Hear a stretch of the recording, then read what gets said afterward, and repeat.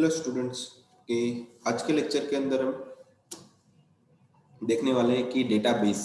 ठीक है, database management system RDBMS. ठीक है, तो लास्ट लेक्चर के अंदर हमने क्या पढ़ा था कि आरडीबीएमएस का यूज क्या है, कहाँ पे यूज होता है। ठीक है, किस तरीके से उसको उसकी जो फंक्शनलिटी होती है, उसके जो बेनिफिट्स किस तरीके से होते हैं, कैरेक्टरिस्टिक क्या होती है। ठीक है, फिर open database, open relational database क्या होता है, उसके अंदर आर्किटेक्चर किस तरीके से आता है, तो टेबल किस तरीके से बनता है, उसके अंदर कौन कौन सी चीजें आती है, तो उसके बारे में पढ़ा था। ठीक है, तो आज के लेक्चर के अंदर हम डिटेल में जाने वाले हैं कि आरडीबीएमएस में अंदर एक्सेक्टली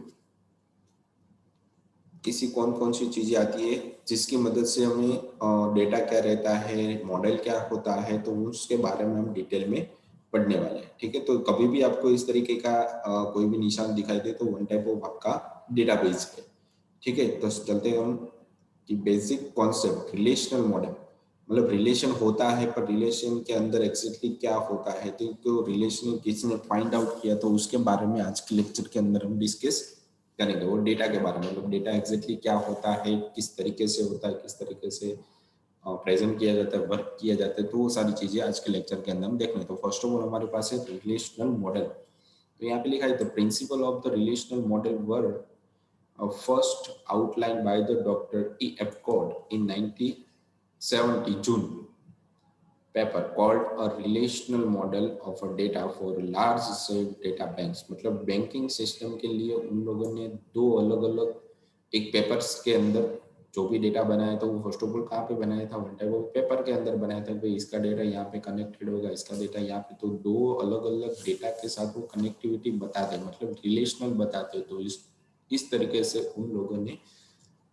एक रिलेशनल मॉडल की तैयारी की थी। ठीक है, फिर जो उसका पर्पस था वो बहुत ही इजी तरीके से सबको दिखाई दे रहा था कि इसका डेटा यहाँ पे इस तरीके से ज्वाइन हो रहा है। ठीक है, तो सारी चीजें उसको अच्छे से समझ में आ रही थी। Doctor code propose the relational model for database system, मतलब रिलेशनल डेटाबेस को कैलकुलेट करवाने के लिए, मतलब उसको प्रेजेंट करने के लिए एक डेटाबेस सिस्टम की रिलेशनल मॉडल की मतलब उसकी एक ब्लू प्रिंट तैयार की थी। ठीक है, उसके बाद है कि the more popular model used at a time were hierarchical and network, मतलब किसी भी तरीके के डेटा को, मतलब आपको सॉफ्टवेयर बना रहे हो तो उसके अंदर किस तरीके का डेटा आएगा और क्यों आएगा और कहाँ पे एग्जैक्टली उसको स्टोर कर सकते हैं, तो उसकी एक प्रेजेंटेशन व्यू तैयार की थी। ठीक है, और पहले किस तरीके से होता था, एक हियरार्की, मतलब एक ट्री के फॉर्मेट में, मतलब फर्स्ट ऑफ ऑल एक नोड है, उसके बाद दो नोड अलग अलग उसके साथ ज्वाइन हुए, उसके अंदर वापस दो दो, हर एक के अंदर दो नोड कलेक्ट ज्वाइन हुए, तो वन टाइप ऑफ ट्री बनता है, तो उसके हियरार्किकल बोला है। फिर नेटवर्क फॉर्मेट में, मतलब हमारा जो एक राउंड बीच में रहता है और हर एक के साथ बाजू आजू बाजू में हर एक के साथ वो कनेक्टेड है, तो वो नेटवर्क हो गया वन टाइप ऑफ। जैसे हमारे पीसी कनेक्टेड एक दूसरे के साथ रहते हैं, वैसे ही इसको नेटवर्क के अंदर भी, नेटवर्क फॉर्म में भी पहले डेटा हमारा रहता था। ठीक है, तो उन लोगों ने क्या किया कि रिलेशनल मॉडल बनाया जिसकी मदद से एक डेटा को दूसरी टेबल के साथ कनेक्टिविटी किस तरीके से दी जाती है, तो उसके लिए उन लोगों ने एक प्रेजेंटेशन तैयार की। ठीक है, even simple flat files data structure, मतलब फाइल के अंदर जिस तरीके से डेटा पड़ा रहता है, एक के अंदर दूसरा, दूसरे के अंदर तीसरा। ठीक है, तो वैसे ही इन लोगों ने एक ट्री हियरार्की फॉर्म में डेटा को बताने के लिए एक तीसरा डेटा निकाला जिसे बोला जाता है रिलेशनल मॉडल। ठीक, relational database management system soon become a very popular. तो इसी वजह से डेटा को डायरेक्टली एक ही पेज के अंदर आप देख सकते हो, वरना फाइल सिस्टम या हियरार्किकल सिस्टम होता है तो एक के अंदर आपको जाना पड़ेगा, तभी आपको पता चलेगा कि इसके अंदर ये डेटा पड़ा हुआ है। और रिलेशनल मॉडल की मदद से बहुत ही ईजी हो गया कि एक ही साथ आप सारा डेटा एक साथ देख सकते हैं। ठीक है, specially for the easy of use and flexibility of structure, मतलब मैंने जैसे आपको भी बताया कि उसका जो यूज है बहुत ही, एक ही साथ आप सारा कुछ दे सकते हो और उसका यूज भी आप अच्छी तरीके से कर सकते हो। In addition number of innovative vendors, मतलब बहुत सारे जो वेंडर्स थे, ठीक है, जो उस फाइंड करने के लिए आदि थे, उन लोगों ने एक साथ मिलकर एक एसक्यूएल का फाइंड किया, मतलब स्ट्रक्चर क्वेरी लैंग्वेज, जिसकी मदद से जो भी डेटा बनाया उसको हम चेंज कर सकते हैं, ला सकते हैं, मॉडिफाई कर सकते हैं। ठीक है, तो उसके अंदर थोड़ा फिल्टरिंग हम रख सकते हो, वो सारे चीजें उन लोगों ने क्या कर दी कि एसक्यूएल के फॉर्मेट में लिख दी, मतलब प्रोग्रामिंग के अंदर लिख दी वन टाइप ऑफ। ठीक है, अगर आपको कोई भी डेटा वहां से चाहिए तो बीच में एक एसक्यूएल आता है जिसकी मदद से उसके अंदर से डेटा को आप फैच डिलीट कुछ भी आप कर सकते हो। ठीक है, फिर लिखा है कि DBMS with suit of powerful application and development and use products providing the total solution. मतलब जैसे जैसे आरडीबीएमएस का यूज होता गया तो वैसे वो पावरफुल एप्लीकेशन बनती गई और उसको यूज प्रोडक्ट के अंदर, प्रोडक्ट है या फिर किसी दूसरी चीज है उसके अंदर हम करने लगे तो ये बहुत ही ज्यादा यूज होने लगा। तो उसकी जो पावर थी, मतलब उसकी जो सिस्टम थी वो बहुत ही बेनिफिशियल थी, वो इजीली थी, इसलिए रिलेशनल मॉडल का बहुत ही ज्यादा यूज होने लगा। तो रिलेशनल मॉडल इस तरीके से आया और इस तरीके से वो यूज होता है। ठीक है, तो फर्स्ट ऑफ ऑल दो ही चीज इसके अंदर है ज्यादातर तो समझने वाली, कि डॉक्टर कोड ने उसको फाइंड आउट किया था 1917 के अंदर, और वो बहुत ही रिलेशन फ्लेक्सिबल था, उसका जो स्ट्रक्चर था बहुत ही इजीली एक साथ आप सारा डेटा देख सकते हो, और उसको प्रेजेंट करने के लिए आपको एक एसक्यूएल, मतलब डेटा को वहां से लाना है ले जाना है, तो उसके लिए उन लोगों ने एसक्यूएल का यूज किया। तो ये उसका रिलेशनल मॉडल व्यू करता है, प्रेजेंट करता है। उसके बाद है कि रिलेशनल मॉडल के अंदर क्या क्या चीजें आती है। ठीक है, तो फर्स्ट ऑफ ऑल देखिए, कलेक्शन ऑफ ऑब्जेक्ट्स और रिलेशनल, कलेक्शन ऑफ ऑब्जेक्ट और relations that store the data, मतलब डेटा को, बहुत सारे डेटा को एक साथ स्टोर करने के लिए, मतलब एक ही ऑब्जेक्ट के अंदर आपको स्टोर करना है और उसका रिलेशन भी आपको दिखाना है, तो वहां पे रिलेशन मॉडल का यूज आप कर सकते हो। फिर एक ही सेट ऑफ ऑपरेटर, मतलब बहुत सारे अलग अलग टाइप के जो ऑपरेटर रहते हैं उसका यूज करके that can act on the relation to produce the other relation. ठीक है, तो उसकी मदद से आप दूसरे अलग रिलेशन भी बना सकते हो। जो भी आपका रिलेशन डेटाबेस के साथ अलग अलग टेबल के साथ है उसको मिला के आप दूसरा नया रिलेशन भी खुद से रिलेशनल मॉडल की मदद से बना सकते हो। फिर एक data integrity for accuracy and consistency, मतलब जो भी आपको डेटा मिल रहा है, ठीक है, वो बहुत ही कॉम्प्लेक्स होगा तो भी उसी स्पीड से मिलेगा, अगर बहुत ही इजी है तो भी उसी स्पीड से या उसी कंसिस्टेंसी से आपको मिलेगा। ठीक है, मतलब कभी भी अगर आपका डेटा वहां पर बढ़ रहा है तो वो ऐसा नहीं है कि लोड लेगा, ठीक है, अगर कम है तो लोड नहीं लेगा, तो ऐसा कुछ नहीं है। वो जिस प्रोसेस से वर्क करता है उसी प्रोसेस से ज़्यादा डेटा होगा तो भी वर्क करेगा, और कम डेटा है तो भी वर्क करेगा। तो इस तरीके से रिलेशनल मॉडल का यूज पावरफुल वे में होने लगा। तो इसके ये तीन कंपोनेंट्स है जिसके बेस पे रिलेशनल मॉडल का बहुत ही ज़्यादा यूज किया जाता है। तो फर्स्ट ऑफ ऑल बहुत सारे डेटा को आप स्टोर कर सकते हो, डेटा लाने या ले जाने के लिए बहुत ही कम टाइम लेता है, और एक रिलेशन के बेस पे आप दूसरा रिलेशन भी आप बना सकते हो। तो इन तीनों के बेस पे रिलेशनल मॉडल पर मॉडल अभी खड़ा हुआ है। ठीक है, तो अभी भी यूज होता है। हम कभी भी कोई हाई लेवल लैंग्वेज सीखते हो तो उसके अंदर डेटाबेस का यूज तो कंपलसरी होगा ही होगा, तो उसके लिए आप रिलेशनल मॉडल समझना ही पड़ेगा। ठीक है, उसके बाद है कि definition of relational data major, मतलब उसकी जो मेन डेफिनेशन क्या है एग्जैक्टली। ठीक है, तो रिलेशनल डेटाबेस यूज रिलेशंस और two dimensional table to store information. मतलब टू डायमेंशनल मतलब क्या होता है कि टेबल और रो के फॉर्मेट में वो डेटा को रखता है। ठीक है, रो और कॉलम के फॉर्म में सारा डेटा रखता है, जिसकी मदद से हमें डेटा इजीली सारे डेटा देख भी सकते हैं। ठीक है, और उसका रिलेशन जो भी रहता है वो हम डायरेक्टली देख सकते हैं। एग्जाम्पल के फॉर्म में हम देखें तो you might want to store information about all employee in your company, मतलब आपके कंपनी के अंदर जितने भी एम्प्लॉय है उसकी सारी डिटेल आपको देखनी है, तो आप क्या करोगे कि एक ऊपर नेम लिख दोगे और नेम के अंदर पे वापस नीचे रो के हर एक रो के अंदर हर एक एम्प्लॉय का नाम अलग अलग, मतलब आपने क्या किया, एक कॉल रो बनाई। ठीक है, आपके पास बहुत बहुत सारी रो है और एक आपके पास कॉलम है नेम नाम की, नेम नाम की। ठीक है, तो ये आपने टू डायमेंशनल रिलेशन मतलब टेबल बनाया। ठीक है, तो कॉलम और रो का यूज जब भी आप करते हो तो ऑटोमेटिकली वो टू डायमेंशनल टेबल बन जाता है। ठीक है, तो इस तरीके से इंफॉर्मेशन को स्टोर, आप बहुत सारे इंफॉर्मेशन को स्टोर कर सकते हो। ठीक है, वो देख भी सकते हो इजीली भी कौन सा डेटा कहाँ पे पड़ा हुआ है। In relational database you create several table, मतलब एक टेबल नहीं बना सकते, एक टेबल के अंदर एक इंफॉर्मेशन ऐसा नहीं है, आप बहुत सारे टेबल अलग अलग टाइप के भी बना सकते हो, डिफरेंट डिफरेंट टाइप की इंफॉर्मेशन वहाँ पे एम्प्लॉय की स्टोर कर सकते हो।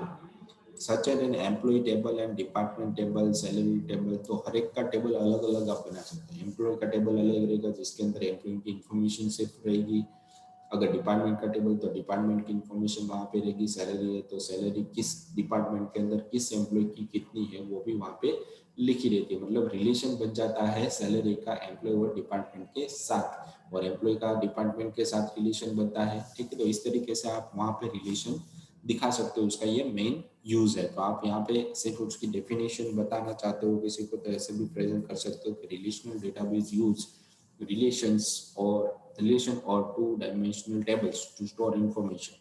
ठीक है, तो ऐसे भी बोलोगे तो भी वो समझ जाएगा। फिर इसकी प्रॉपर्टी क्या है कि उसके अंदर किन किन कौन कौन सी चीजें आती है, जो जो यहाँ पे आप देख सके वो आपका एसक्यूएल है, वो जो आपका डेटा है वो यहाँ पे आपको देगा। जैसे आप लिखोगे तो ऑटोमेटिकली इसके अंदर वो सर्च करेगा और आपको वो आउटपुट दे देगा। तो ये आपका डेटाबेस है, इसके अंदर सारी इंफॉर्मेशन पड़ी रहती है। ठीक है, और आरडीबीएमएस की मदद से उसके अंदर से डेटा को आप ला सकते हो या फिर स्टोर भी कर सकते हो। तो ये आरडीबीएमएस मतलब एसक्यूएल क्या हो गया कि आपका आरडीबीएमएस मतलब उस रिलेशन को आपको किस तरीके से लाना है, ले जाना है या फिर प्रेजेंट करना है, तो वो आप एसक्यूएल की मदद से डेटाबेस के साथ डेटाबेस के पास से करवा सकते हो। ठीक है, तो ये सारी चीजें होती है। तो कम्युनिकेटेड किस तरीके से होता है तो उसका प्रेजेंटेशन यहाँ पे आपको दिया गया है। ठीक है, तो ये आपकी क्वेरी थी। क्वेरी जैसे आपने कोड लिखा तो वो सर्च करेगा, सर्च करेगा उस तरीके से आपको आउटपुट दे देगा। ठीक है, तो ये इन्फॉर्मेशन थी। तो उसको यहाँ पे डिटेल के अंदर दिखाया गया, उसकी प्रॉपर्टी में क्या क्या आता है एक्चुअली वो दिखाया गया है कि in relational database you do not specify the access route to table, मतलब कि कौन से टेबल को या फिर कौन से फील्ड को एक्सेस करना है वैसा कुछ मेंशन आपको नहीं करना पड़ता, क्योंकि डायरेक्टली वो सर्च करेगा कि कहाँ पे कौन सा डेटा पड़ा हुआ है। फिर एक to access the database you execute a structure query language, मतलब आपको उसकी कोडिंग उसके हिसाब से लिखनी पड़ेगी कि ऐसे लिखोगे तो ही मैं आउटपुट डेटाबेस के अंदर वो फाइंड आउट कर सकता है। अगर आप अपनी तरीके से कुछ भी लिख दोगे तो डेटाबेस को कुछ भी समझ में आने वाला नहीं है, तो उस वहां पर ही आपको रोक देगा, एरर दे देगा, भाई ये हमारा फॉर्मेट नहीं है, हमारी फॉर्मेट के अंदर आप लिख सकते, तभी मैं आउटपुट यहाँ पे दूंगा। ठीक है, तो उसके लिए वो लोग यूज करते हैं एसक्यूएल। एसक्यूएल मतलब स्ट्रक्चर क्वेरी लैंग्वेज। ठीक है, तो आपको उसकी लैंग्वेज के भाषा में ही लिखना पड़ेगा तभी वो आपको डेटा देगा। which is the American National Standard Institute standard language for operating upon relational database, मतलब रिलेशनल डेटाबेस को एक्सेस ऑपरेशन, ठीक है, ऑपरेटिंग करने के लिए, ऑपरेट करने के लिए इस तरीके की एसक्यूएल बनाई गई है जिसकी मदद से आप डेटाबेस के अंदर कोई भी डेटा को स्टोर कर सकते हो और उसके अंदर से फैच भी डेटा को करवा सकते हो। ठीक है, तो एसक्यूएल आपको समझ में आ गया कि डेटाबेस क्या होता है, एसक्यूएल क्या होता है, आरडीबीएमएस क्या होता है। तो आरडीबीएमएस मतलब रिलेशनल डेटाबेस, जो डेटाबेस के अंदर पड़ा है उसका एक सब पार्ट है, तो उसको एक्सेस करने के लिए वहां पे आपको यूज करना पड़ेगा एसक्यूएल। अगर एसक्यूएल आपके पास को नहीं आती तो डेटाबेस के साथ आप कुछ भी नहीं कर सकते, आपको आता ही नहीं मतलब। ठीक है, तो ये चीज हो जाती है। The language contain a large set of operation for partitioning and combining relation, मतलब वो अलग अलग जितने भी ऑपरेशन है या ऑपरेटर है उसको अलग अलग सेपरेट पार्ट में भी कन्वर्ट करके दे सकता है, या फिर आप दो अलग अलग टेबल को कंबाइन करके भी रिलेशन बना सकते हो। डेटा वो दे देगा एक साथ, पर आपको उसके हिसाब से एसक्यूएल लिखनी पड़ेगी, स्ट्रक्चर क्वेरी लैंग्वेज लिखनी पड़ेगी, तभी वो आपको डेटा देगा उस तरीके का। SQL database can be modified by using SQL server. जैसे मैंने आपको बोला कि एसक्यूएल नहीं लिखोगे तो डेटाबेस के अंदर कुछ भी पॉसिबल नहीं है। ठीक है, तो आप जैसे उसकी इंस्ट्रक्शन दोगे तो मॉडिफाई करना है, चेंज करना है, डिलीट करना है या फिर किसी भी चीज को वहां से उड़ा देना है। ठीक है, तो ये सारी चीजें आपको एसक्यूएल के थ्रू ही लिखनी पड़ेगी। एसक्यूएल, अगर एसक्यूएल के थ्रू आप डेटा को लिख सकते तो डेटाबेस के अंदर से कुछ भी वो delete, modify, change, insert, store सारा कुछ वो करेगा। ठीक है, तो ये एसक्यूएल की बेनिफिट्स है और उसका स्ट्रक्चर इस तरीके से होता है। इन दोनों की मदद से ही आप डेटा को एक्सेस कर सकते हो। ठीक है, ये दोनों वाइस वर्सा, एसक्यूएल होगी तो डेटाबेस होगा, डेटाबेस होगा तो एसक्यूएल होगा। इसकी प्रॉपर्टीज थी, ये दोनों प्रॉपर्टी की मदद से डेटाबेस को एक्सेस आप कर सकते हो। ठीक है, उसके बाद एक उसका स्ट्रक्चर क्या होता है, स्ट्रक्चर क्वेरी लैंग्वेज, जैसे मैंने आपको बताया कि उसके अंदर से डेटा को आपको लाना है। तो एसक्यूएल क्या होता है, तो एसक्यूएल के बारे में यहाँ पे दिया गया है कि स्ट्रक्चर क्वेरी लैंग्वेज। ठीक है, उसका जो स्ट्रक्चर है वो भी फिक्स करके रखा गया है कि उसकी लैंग्वेज किस तरीके से लिखी जाएगी। ठीक है, तो वो हर एक पीसी में से अलग अलग तरीके से आएगा। तो ये आपका वन टाइप ऑफ डेटाबेस है। जैसे मैंने आपको यहाँ पे बताया डेटाबेस के अंदर दो पार्ट्स रहते हैं कि एक टेबल फॉर्मेट में डेटा रहता है, ये आपके अलग अलग टेबल है, यहाँ पे जो रेक्टेंगल फॉर्मेट में दिखाया गया वो सारी चीजें, और ये डेटा डिक्शनरी, मतलब इसको पूरे अलग अलग बहुत सारे जो टेबल है वो इकट्ठा मिलके बनते हैं डेटा डिक्शनरी। ठीक है, जो सर्वर के अंदर पड़ा रहता है। तो एक पीसी है, इसने इससे रिक्वेस्ट की कि मुझे ये टेबल चाहिए इसके अंदर, तो ये उठा के यहाँ पे आपको वापस यहाँ पे भेज देगा। इसने जो थोड़ा दूसरा डिफाइन करके दिया कि मुझे ये वाला टेबल चाहिए, तो उसके अंदर से वो डिफाइन करके इतना डेटा उसको दे देगा। मतलब सर्वर के पास वो हर एक बार रिक्वेस्ट करेगा कि मुझे ये डेटा चाहिए, ठीक है। जो जो भी डेटा उसको दे रहा है तो वो होगा तो आपको देगा, वरना नहीं होगा तो क्या करेगा कि इसके अंदर अलग अलग टेबल को ज्वाइन करके भी देना है तो वो भी दे सकता है, इसके अंदर से थोड़ी इन्फॉर्मेशन भी आपको चाहिए तो वो भी आपको दे सकता है, ठीक है। तो ये सारे डेटा देना या लेने का काम किसका होता है, एसक्यूएल। मतलब यहाँ पे उसने एसक्यूएल लिखा तो सर्वर के पास जाएगा, रन करेगा और यहाँ पे डेटा मैच हो रहा होगा तो उतना डेटा वो कैलकुलेट करेगा, उसको दे देगा, ठीक है। तो इस तरीके से रिलेशनल डेटाबेस वर्क होती है, मतलब एसक्यूएल लिखी जाती है। तो यहाँ पे SQL allow you to communicate with the server and has the following advantages. मतलब एसक्यूएल वो सर्वर के साथ इस तरीके से वर्क करता है, कम्युनिकेट करता है, और उसके जो एडवांटेज है वो नीचे दिए गए। इफिशिएंट है, बहुत ही फास्ट वे में वो काम करता है, easy to learn and use है, बहुत ही इजी तरीके से दिया हुआ है। हम जो लैंग्वेज लिखते हैं उसी तरीके से हमें लिखना पड़ता है, ठीक है। फिर है कि उसकी फंक्शनलिटी बहुत सारी दी गई और उसकी जो फंक्शनलिटी वो सारी की सारी एकदम कंप्लीट है, मतलब उसके अंदर कोई चेंजेस करने की कोई ज़रूरत नहीं है। तो SQL allow you to define, retrieve, manipulate data in table. मतलब डेटा के अंदर बहुत सारे अलग अलग तरीके के ऑपरेशन आप एक साथ कर सकते हो, ठीक है। तो इन फीचर्स का यूज करके you can store and manage data with all advantages of relational structure plus PL SQL, मतलब programming language SQL, an engine that provide you with the ability to store and execute program units, ठीक है। मतलब जो भी आपकी programming language, structure language है, उसको run करने के लिए पावरफुल इंजन दिया गया है, जिसकी मदद से जो भी डेटा या इंफॉर्मेशन आपको चाहिए वो डायरेक्टली आपको यहाँ से सर्वर के थ्रू मिल जाएगी। विदाउट सर्वर आपको कभी भी डेटा नहीं मिलेगा। सर्वर मतलब एक कोई सॉफ्टवेयर रहता है जिसकी मदद से आप डेटा को ऑनलाइन रखते हो, तो ऑनलाइन रखते हो तो वो आपका वन टाइप ऑफ सर्वर हो गया। तो सर्वर के अंदर डेटाबेस होता ही होता है। अगर आपके पीसी या वेबसाइट के साथ कनेक्टिविटी करनी है या डेटा स्टोर करवाना है तो उसके लिए आपको सर्वर की कंपलसरी जरूरत पड़ेगी। तो सर्वर दो तरीके के होते हैं, ऑनलाइन भी होता है, ऑफलाइन भी होता है। आपको पीसी के अंदर ही सिर्फ सर्वर डालना है तो उसके लिए जैम्प सॉफ्टवेयर आता है, ठीक है। फिर वैम्प आता है, मैम्प आता है, तो ये अलग अलग, फिर टॉमकेट आता है। तो ऐसे अलग अलग लैंग्वेज के लिए अलग अलग सर्वर का यूज किया जाता है। तो पीएचपी के लिए जैम्प का यूज किया जाता है, जावा के लिए टॉमकेट का, एएसपी के लिए कोई दूसरा यूनिक्स सिस्टम यूज किया जाता है। तो अलग अलग तरीके के अलग अलग सर्वर होते हैं, ठीक है। उसके अंदर डेटाबेस इनबिल्ट होता है, अलग से कोई इंस्टॉल करने की जरूरत नहीं होती। फिर दिया गया कि इसके अंदर जो टेबल है उसके अंदर डेटा किस तरीके से स्टोर है। तो पहले तो डेटा की डेफिनेशन सीख लेते हैं कि डेटा क्या होता है एक्चुअली, ठीक है। तो data is any information in bit and pieces, ठीक है। डेटा मतलब क्या होता है कि किसी भी तरीके की कोई भी इंफॉर्मेशन जो बिट मतलब 0 या 1 या फिर पूरे वर्ड के फॉर्म में हेलो ऐसे लिखा तो वो उसे बोला जाता है यहाँ पे data. Customer name, employee number, amount of sale, number of century score by Tendulkar, an example of data. तो ये जो भी है कस्टमर नेम ये आपका एक डेटा हो गया, एम्प्लॉय नंबर ये आपका एक डेटा हो गया, ठीक है। तो ये जो अलग अलग पार्ट्स के अंदर दिया गया वो आपकी वन टाइप ऑफ इंफॉर्मेशन मतलब डेटा हो गया, ठीक है।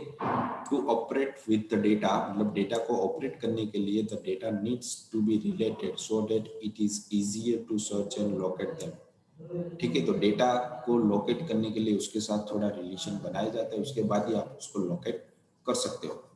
Here the data become meaningful only if it is related.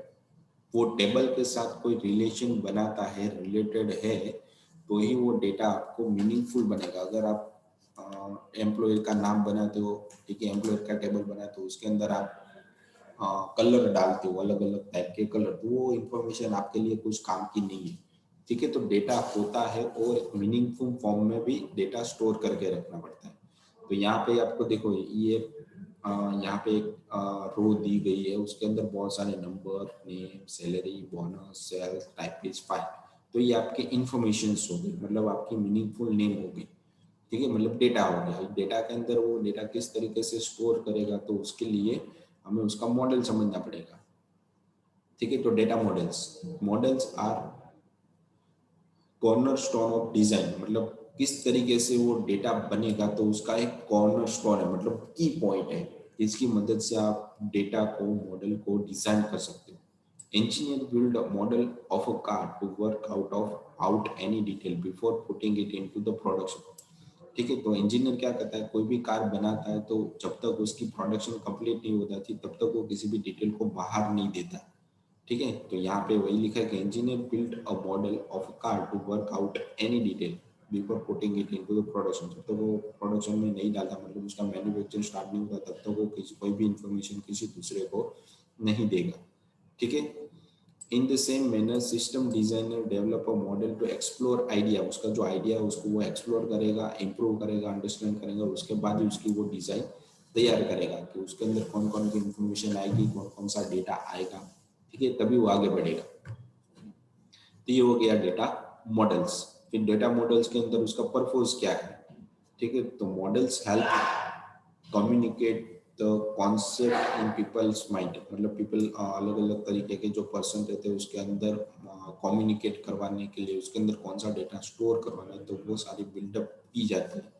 First of all देखिए, कम्युनिकेट अलग अलग टेबल के साथ कम्युनिकेट कर सकते हो, कैटेगराइज अलग अलग टाइप के अंदर कन्वर्ट करके रख सकते हो। जैसे कि आपके पास कलर है तो कलर का एक टेबल बना, उसके अंदर सारी इन्फॉर्मेशन डालो। एम्प्लॉय का टेबल है तो उसके लिए अलग इन्फॉर्मेशन। कलर और एम्प्लॉय दोनों को आप कंबाइन नहीं कर सकते, वरना बहुत सारी इन्फॉर्मेशन इकट्ठा हो जाएगी और आप कंफ्यूज भी हो जाएंगे कि इसके अंदर कौन सा डेटा किसके लिए लिया गया, कौन सी कॉलम किसके लिए ली गई। तो वो इन्फॉर्मेशन अलग अलग सेपरेट फॉर्मेट में, रीडेबल फॉर्मेट में रहे, इसलिए कैटेगराइज की जाती है। फिर उसके अंदर डिस्क्राइब उसी टेबल के अंदर की जाती है, स्पेसिफाई की जाती है कि इसके अंदर कितना डेटा आएगा, किस तरीके से आएगा।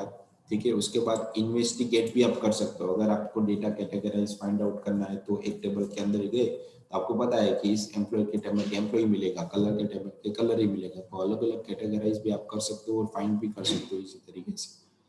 ठीक है, फिर इवॉल्व इवॉल्व इवॉल्व और एनालाइज एनालाइज भी आप कर सकते हो, उसको इम्प्लीमेंट भी आप कर सकते हो अलग तरीके से। फिर इमिटेट, उसको थोड़ा चेंज करना है या डिफाइन करना है तो भी आप वहाँ से। तो ये सारे पर्पस हो गए हमारे मॉडल्स के। फिर एक ही डेटाबेस, डेटाबेस किस तरीके से होता है तो उसकी डिटेल सारी हम यहाँ पे पढ़ेंगे। तो जो भी टॉपिक्स हमने पढ़े वो सारे यहाँ पे एक साथ कंबाइन हो जाएंगे। ठीक है, तो यहाँ पे डेटाबेस का मीनिंग पहले दिया गया कि database is a collection of inter related data data store in a controllable and retrievable form. मतलब अलग अलग तरीके से आप उसको कंट्रोल भी कर सकते हो जो भी डेटा है, और उसको रिट्रीव भी आप यहाँ पे कर सकते हो। तो डेटाबेस के अंदर जितनी भी इंफॉर्मेशन पड़ी वो सारी इंफॉर्मेशन एक टेबल के अंदर, एक फॉर्मेट के अंदर पड़ी रहती है। तो उसको स्टोर करने का एक मैनर्स होता है और रिट्रीव करने का भी एक मैनर्स रहता है। तो उसको एक टेबल फॉर्मेट में दिया गया है। लास्ट में जो मैंने आपको एक टेबल बनाया उसके अंदर सेम थिंग रखी है कि customer, product, orders, customer number, product number. तो ये सारी हमारी फील्ड थी ताकि हमें पता चलेगा कि किस इंफॉर्मेशन के अंदर कौन सा डेटा एग्जैक्टली रखा गया है। ठीक है, फिर एक ही collections represent a static information. मतलब वो स्टैटिक रहता है कि अगर मुझे इसके अंदर डेटा डालना है तो उस कोड के अंदर मुझे वापस नहीं जाना पड़ता। ठीक है, वो डायरेक्टली हम एसक्यूएल के थ्रू भी डेटा को इंसर्ट कर सकते हैं, या फिर ग्रुप के अंदर भी एक दूसरे टेबल के साथ या एक दूसरी फील्ड के साथ रिलेटेड कर सकते हैं। In this way, the information can be stored and retrieved quickly with the easy using data। मतलब डेटाबेस को यूज कर से हम किसी भी तरीके की इंफॉर्मेशन को इजीली स्टोर कर सकते हो और रिट्रीव भी कर सकते हैं। फिर एक database are created and manage as a file. मतलब उसको आप एक फाइल के फॉर्मेट में भी स्टोर करके रख सकते हैं। ठीक है, फाइल के फॉर्मेट में भी स्टोर करके रख सकते हैं। फिर है कि files are the unit of storage in a computer. मतलब फाइल को आप डेटा कंप्यूटर के अंदर इजीली स्टोर करके रख सकते हो।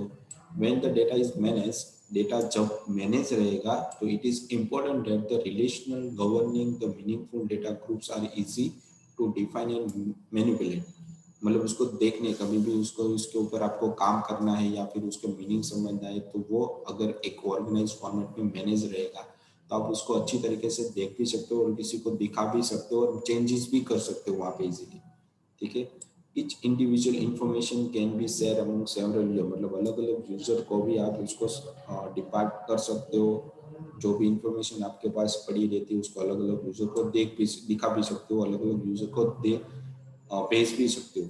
तो different user can access the same data for different purpose. मतलब अलग अलग पर्पज के लिए अलग अलग यूजर उसको एक्सेस कर सकता है।